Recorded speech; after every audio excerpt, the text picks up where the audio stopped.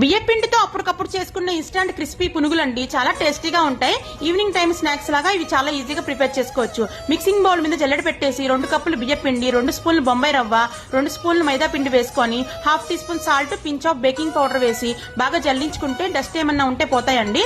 ఇందులోకి ఇప్పుడు లైట్ గా వాటర్ వేసుకొని మిక్స్ చేసుకోండి. మీకు కావాలంటే 1 కప్పు వరకు పుల్లటి పెరుగన్న మజ్జిగన్న వేసుకొని మిక్స్ చేసుకోవచ్చు.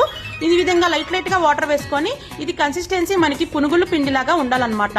బ్యాటర్ కన్సిస్టెన్సీ ఈ విధంగా ఉండాలండి. ఇందులోకి సన్నగా కట్ చేసి పెట్టుకున్న ఉల్లిపాయ ముక్కలు, పచ్చిమిరపకాయ ముక్కలు, కరివేపాకు, కొత్తిమీర, 1 టీ స్పూన్ జీలకర్ర వేసి బాగా మిక్స్ చేసుకొని ఒక పావు గంట వరకు సైడ్ కుంచేయాలండి, నానబెట్టాలి.